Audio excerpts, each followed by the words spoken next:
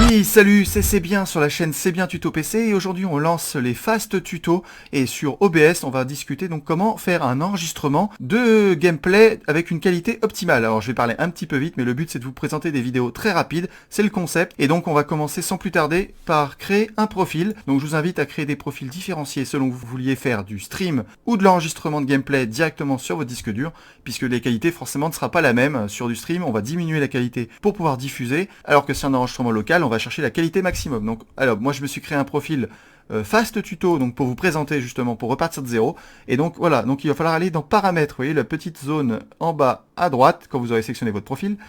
Et de base, vous voyez, vous cliquez sur sortie, c'est la première chose à voir, et vous verrez, vous voyez, vous avez les paramètres de streaming dans le premier encadré, et dans le deuxième encadré, juste en dessous, les paramètres d'enregistrement. Et vous verrez que de base, les paramètres d'enregistrement, la qualité est identique au stream. Alors ça c'est très mauvais, parce qu'elle est un peu dégueulasse, elle est beaucoup moins bonne en tout cas, de base elle est vraiment pas terrible, donc je vous invite à tout de suite décocher ça et à choisir un des 3 niveaux de qualité selon la performance de votre PC.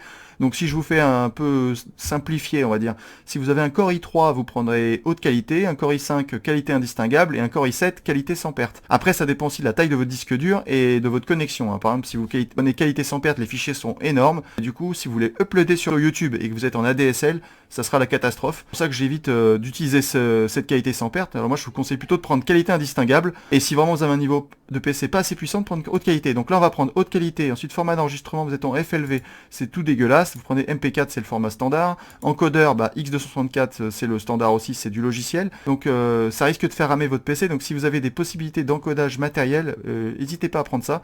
Donc il y a la version logicielle faible utilisation du CPU, qui peut être augmenté, mais avec des fichiers plus gros. Vous avez paramétré un peu votre PC, donc je vous ferai un fast tuto pour vous expliquer. Mais si vous avez une carte Nvidia par exemple, bah, vous avez NVENC qui est très bien. QSV si vous avez un processeur Intel, un circuit graphique intégré. Donc ça, il faudra l'activer dans le BIOS. Vous allez tout de suite sur vidéo, vous vérifiez la résolution de sortie. Donc vous voyez, par exemple, moi, la résolution de sortie n'est pas la même que la résolution de base. La résolution de base, c'est la résolution de votre écran.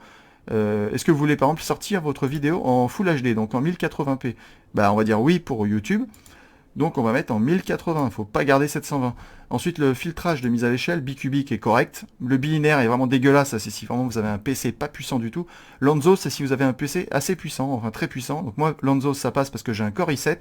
Si vous avez un Core i5, restez en bicubique. Déjà correct. Ensuite les FPS communes, vous pouvez choisir 30 FPS qui est le standard. Mais si vous avez un PC qui est très fluide, qui est très puissant, mettez 60 FPS, ce sera toujours plus agréable à regarder sur YouTube. Un 30 FPS. La vidéo est déjà terminée, elle a été très rapide. Le but c'était de répondre à vos questions sur les commentaires.